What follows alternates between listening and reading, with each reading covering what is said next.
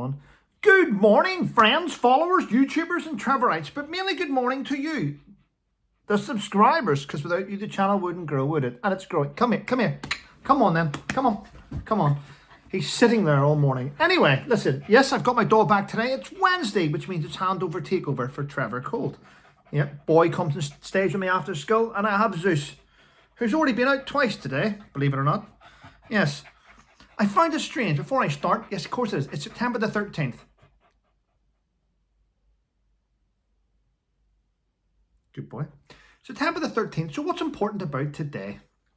Well, people, let me remind you the importance of September the 13th. Did you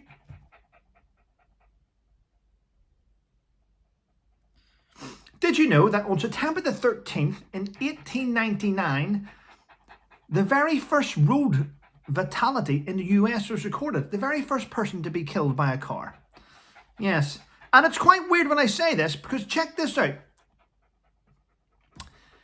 A lady was crossing the road and was hit by a taxi, and she died in America in 1899. The first person to be killed by a car. And it was a taxi. Now, cast your mind back about a week ago when I told you that the very first person caught drinking and driving in the UK was also a taxi driver driving a taxi. Quite strange, isn't it? There's a pattern emerging. Yes. And by the way, if you're watching this on your French, don't shoot the messenger. Today, September the 13th, in 1759, we had the Battle of Quebec. Yes, yes. General James Wolfe defeated the French in 15 minutes. I would expect nothing less. I would expect nothing less. At least they didn't surrender. They fought for 14 minutes and 58 seconds. Well done to the French. Yes. Wow. Anyway, what else is happening today? Right. Lots. I got up this morning, as I'll tell you now. I just lay in my bed. I monged it, which means mong. I lay in my bed, monging it. My phone was vibrating. Phone, not a vibrator. I'm a man, remember? So I picked up the phone. I'm like, okay. And I looked at it. I'm like, right. Oh, lots of messages coming in. And I checked it. Lots of positive people on my phone. I want to point that out. No one negative. If they were negative, they're gone. Anyway, the ex comes over and goes, listen, here's Sebastian's games. Here's his stuff and all. His PE kit's a bit damp. Okay, I'll hang it up. No problem. Zeus. And then guess what else happens? Oh, here's a parcel. Can you take it back to the post office for me? It's a dress. It's my graduation dress. It doesn't fit.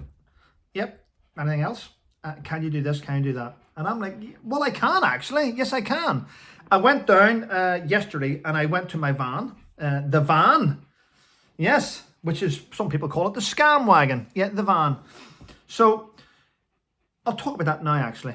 Quite a few years ago, I raised money and I had this plan in my head. I was an ambassador for a veterans coffee company. I was ambassador for different things. And I decided that I was going to raise money for a second-hand van. It was. And I got the van. I had it wrapped with a military wrapping. I used the coffee inside it. I had it all decked out. And I used to drive around the areas and meet up with veterans and have a brew with them and chat about them and show them how to do different bits and pieces. And that's what I used it for. And then when my life fell apart a little bit, I ended up having to live in the van and it went downhill. But because it was raised, because the van was purchased from money I raised for that idea, yesterday I spent quite some time cleaning the outside of it, getting it all ready. Today I'll go inside the van. I'm going to clean it all out. I'll film it. And then I'm giving the van away to another veteran who wants to use it for other purposes because I could not justify selling something which people raise money for. To me, I would class that as fraud, if I'm honest. So I'm as I promised from day one, I would pass the baton on to another veteran and let them have it. Now, I've said to the other veteran already, when I give you the van, it's yours. You can use it to take around veterans. You can use it for camping in. You can use it with your children. You can sell it. Do what you want. I'm handing it across, and I hope they have as much joy with it as I did. Anyway, back. Went to the shop this morning to hand in the parcel, didn't I? Now, I don't normally buy milk by itself. which came as a shock today. Whenever I go out shopping, I go to Aldi or Lidl because it's the cheapest, get more for your money. Not Asda. I go there and I buy shopping in bulk, clearly. I buy about 10 items. And you never notice the price. But today I went in and I just grabbed milk, went to the counter, £2.5. And I was like, what? £2.5 for milk? Now at this stage, it's school, isn't it? All the mums are going to school and they're going into the shop and getting stuff. And I'm like, are you sure? £2.5? And two ladies laughed at me in the line and I went, £2.5 though?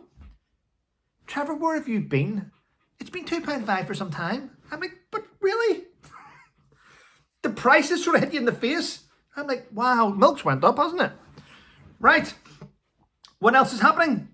I've got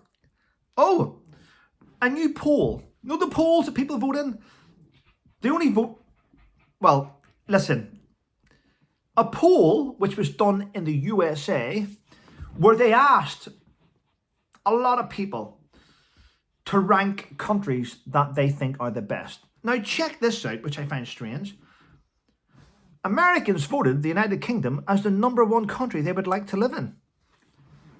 Quite strange. Most people in the UK, I believe, would vote USA, Canada or Australia. That's the 3 countries where we would all like to migrate to. I'm not saying New Zealand's not great. I'd love to go there, but it's too far away. Yeah, but yeah. I would say the best countries in the world, in my opinion, and in no particular order, I'm just saying them, would be America, Canada, Australia, and I'm going to throw Spain in there. There we go. Yes. He's heavy breathing, isn't he? But he's been out for a walk. He's had his water. He's done everything. He's had his poos. Still there. Right. What else is happening? People are complaining. Right. People are buying things like memory foam mattresses. Check this out. I'll put a link today. Someone has complained that the memory foam mattresses don't fit back in the box once they've been taken out. I would say that you're a bit retarded if you thought it would. When memory foam mattresses are made, they're put into, well, first of all, they're put into a plastic container, like a plastic wrap. And then that plastic wrap is suctioned. And it pulls out all the oxygen and all the air. And it makes the memory foam mattress smaller to fit inside the box. So whenever you take it out and you unfold it, it goes boom, boom.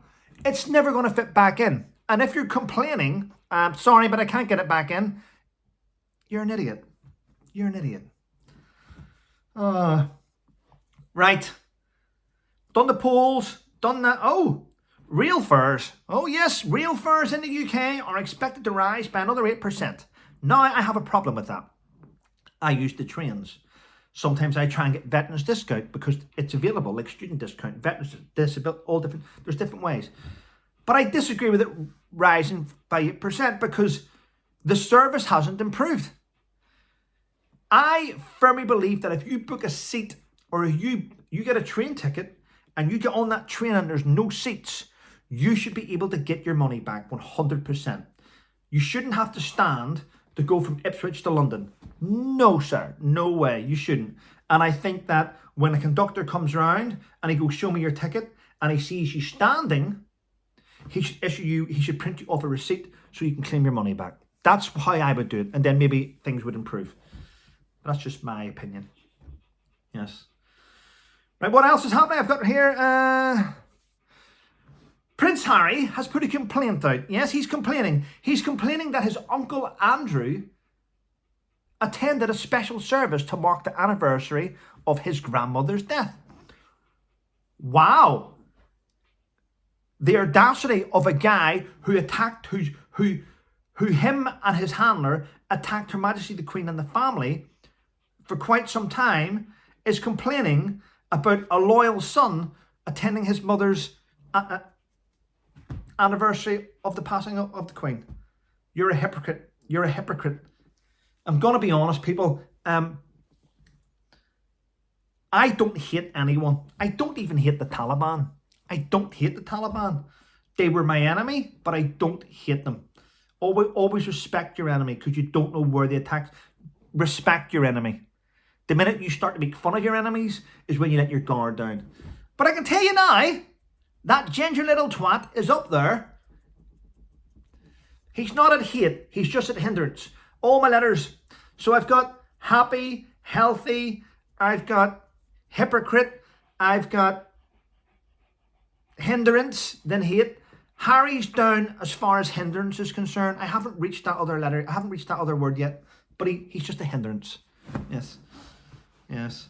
His wife gave a lovely little speech at the Invictus Games. Apparently it was off the cuff. No, it wasn't off the cuff.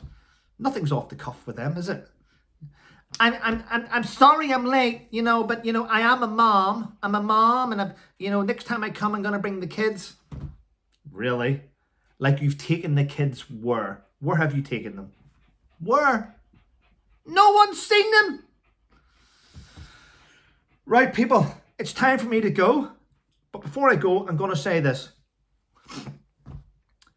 A very, very influential guy has been having a tough time. He is famous throughout the world. I don't want to mention his name, clearly. But I've been having a few little messages with his wife. Don't think like that. She's a lovely person and they've been struggling. This guy's been involved in combat. He's done some of the most historic things on the planet. Brave guy, strong guy. Comes across like nothing can get in. Nothing can get in there. He's so tough.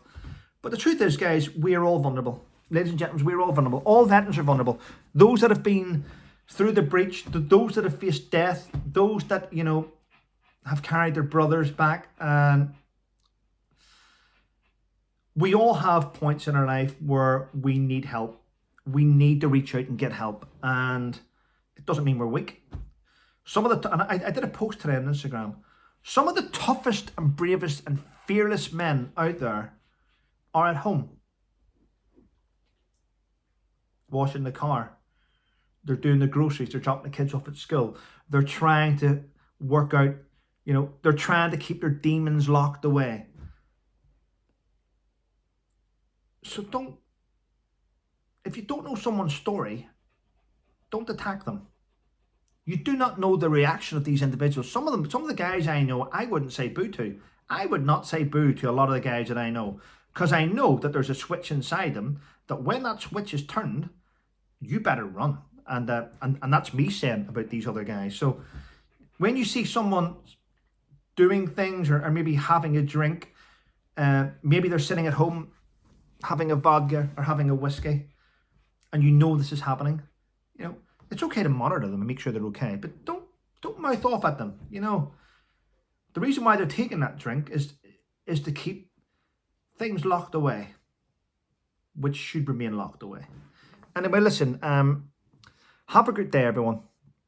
Stay safe and keep an eye on each other. Bye.